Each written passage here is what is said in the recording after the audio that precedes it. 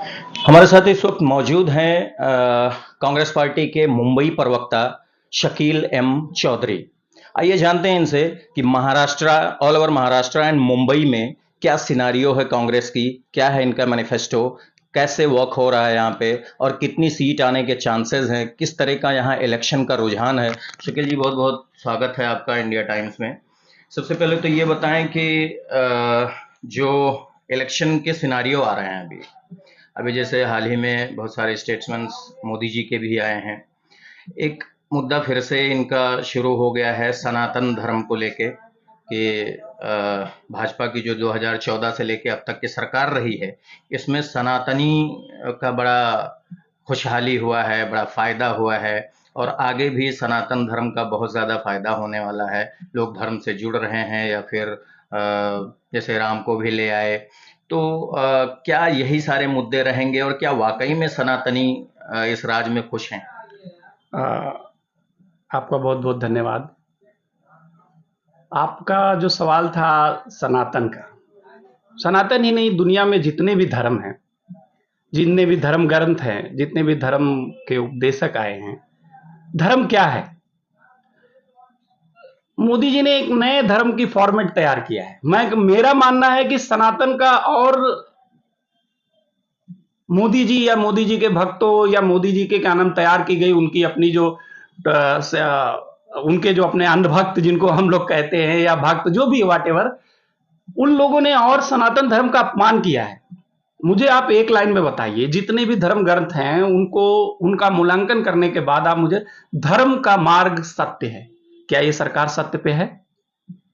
आप पत्रकार हैं, आप जानते हैं धर्म के नाम पर आई हुई ये सरकार, क्या इस सरकार ने सत्य का मार्ग अपनाया है? अगर सत्य पे नहीं है तो धर्म पे कैसे है? आप मुझे बताइए। सारे धर्म ग्रंथों ने एक ही उद्देश्य दिया है कि धर्म सत्य है, चाहे वो आप किसी भी धर्म की किताब का मूल्यांकन कर लीजिए, एक शब्द में अगर उसको परिभाषित करना हो तो यही कहा जाएगा धर्म सत्य है। और ये सरकार सत्य पे नहीं है, ये सरकार जुमला पे है, ये सरकार सिर्फ और सिर्फ सत्ता लोभी है। हर वक्त सरकार में रहने के चलते हर वो घिनौने काम जो इनको करना पड़ा, इन्होंने पूरी ईमानदारी से उन घिनौनों कामों को अंजाम देकर इन्होंने सरकारें गिराई हैं, राज्यों की सरकारें गिराई हैं, लोकतंत्र का अपमान किया है, संवैधानिक संस्थाओं को दबाया है। और मुझे नहीं लगता है कि ये सत्य का मार्ग है। तो जब वो सत्य के मार्ग पे नहीं है तो धर्म के मार्ग पे कहां से है? उनका अपना सत्य है, अपना सत्य के मार्ग पे नहीं है, ऐसा आप इसलिए कह रहे हैं क्योंकि आप कांग्रेस पार्टी से हैं? नहीं, ऐसा कुछ नहीं है। आप ही मुझे बताइए कौन सा धर्म कहता है कि सत्य के रास्ते पे ना चलो? क्या मोदी सरकार ने अपने किए वादे में सत्य पे है? क्या मोदी सरकार ने कहा था सालाना 2 करोड़ नौकरी देने के लिए? मुझे बताइए सरकार ने अपने आंकड़े क्यों नहीं जारी कर रही? 20 करोड़ नौकरियां सरकार को तो कहना चाहिए। अगर 20 करोड़ नौकरियां सरकार ने दिया होता तो सत्य होता। क्या 15 लाख रुपया लोगों के खातों में आए? क्या धर्म यही कहता है कि झूठे वादे कर कर आकर आप और झूठ बोलिए, उसके बाद जुमलाबाजी कहकर आप निकल जाइए? ये धर्म है? तो क्या लग रहा है आपको, जैसे इस बार जो 2 फेज के इलेक्शन हुए हैं, उस इलेक्शन का जो सिनारियो है, जो रुझान आया है, वो किस हद तक है और अभी जो वोटिंग परसेंट को बढ़ा दिया गया है, उसके बारे में क्या कहना है आपको? क्या राहुल गांधी की जो पैदल यात्रा रही है या फिर इंडिया अलायंस की जो मेहनत रही है, वो कुछ रंग ला पाएगी? 100% रंग लाएगी। आपको मैं बताऊं, हम 2 फेस में बहुत अच्छा, इंडिया अलायंस ने बहुत बेहतरीन वोट निकाला है और आम जनता ने, अंतिम व्यक्ति ने इस बार परिवर्तन के लिए वोट किया है। हाँ, आपका ये सवाल का एक चिंता का विषय है कि वोट परसेंटेज जो 11 दिन बाद जो बढ़त बढ़त आंकड़े आए हैं 5 से 6% के, वो एक चिंतनीय है कि वहां पे बैठा चुनाव आयोग पूरे दुनिया में, पूरे विश्व में दुनिया के सबसे बड़े गणराज्य को एक अपमानित करने का काम किया है कि आज टेक्नोलॉजी के इस दौर में जब अगले दिन, आप भी चुनाव में देखते होंगे, हम लोग भी पिछले कई सालों से चुनाव देख रहे हैं, अगले दिन अधिकतम अगले दिन दोपहर तक आंकड़े आ जाते थे, 11 दिन बाद आ रहे हैं और बढ़ोतरी के साथ आ रहे हैं।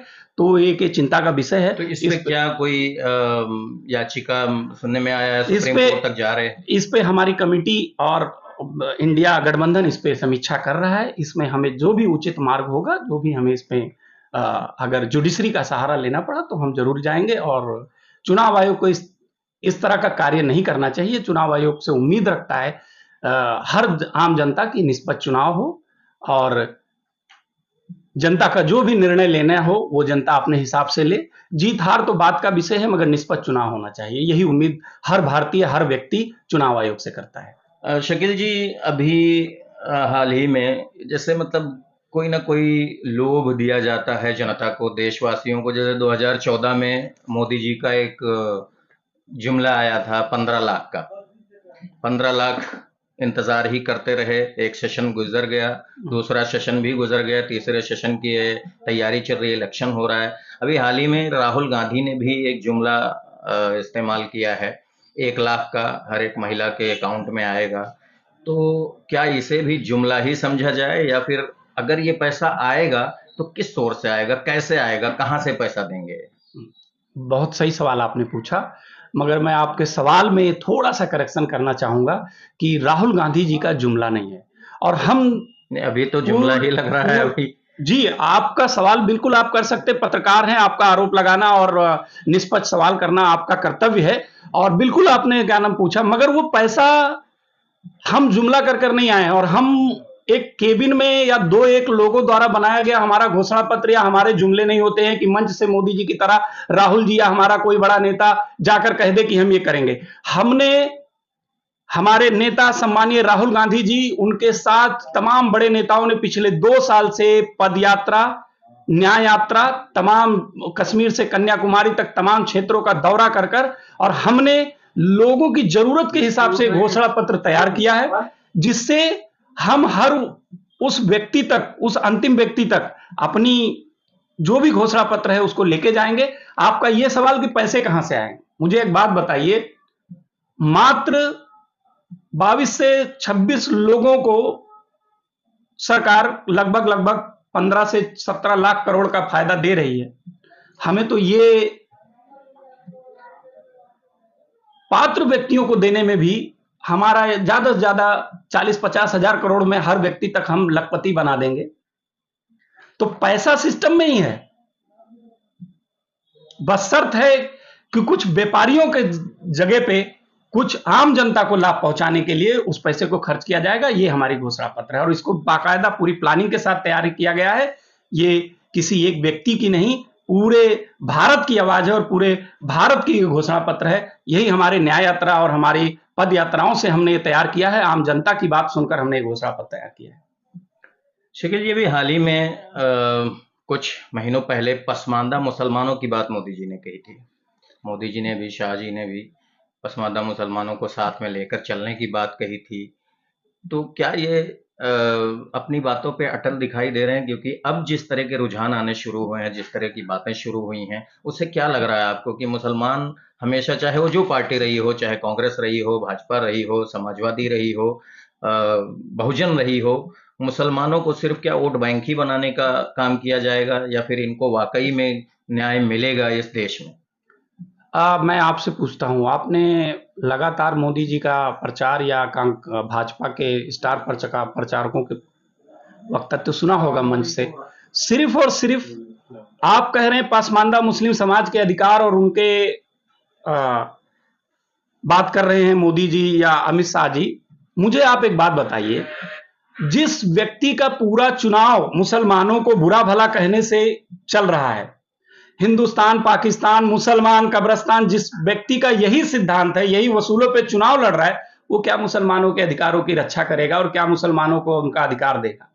उनका सिर्फ जुमला, जैसे वो पिछले चुनाव में 15 लाख का जुमला, वैसे आज जब चुनाव समीकरण गड़बड़ाता जा रहा है, आम जनता सवाल पूछ रही है कि आप 10 साल के अपने कामों पे चुनाव लड़िए, तो वो वोटर को डिस्टर्ब करने के लिए हिंदू मुसलमान कर रहे हैं मंच से। और ये बड़ा ही शर्मनाक है और कि भारत देश का प्रधानमंत्री इस तरह की बातें कर रहा है कि एक धर्म विशेष को लेकर टीका टिप्पणी करके चुनाव में वोट पाने के लिए टीका टिप्पणी कर रहा है।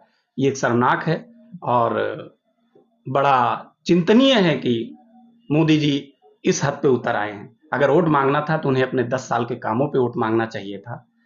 और जो अंधभक्त दिन रात पूरी दुनिया में डंका पीटने का। मुंबई में क्या लग रहा है शकील जी, मतलब कितनी सीट आप ला सकते हैं? कुछ नहीं है, मुंबई एक तरफा है। मुंबई के 6 सीटें जीत रहे हैं और पूरे महाराष्ट्र में लगभग 38 से 40 सीट जीतकर हम 4 तारीख को महाराष्ट्र बहुत ही अच्छा रिजल्ट इंडिया गठबंधन को देगा। यहां का मराठा समाज तो तैयार बैठा है कि जिस तरह से ये अवैध सरकार, जिस तरह से चल रही सरकार को किस तरह से यहां से गुजरात और गुवाहाटी ले जाकर गिराई गई, अब उसी सरकार को यहां का आम जनमानस और आम जनता जवाब देगा अपने वोट की ताकत से।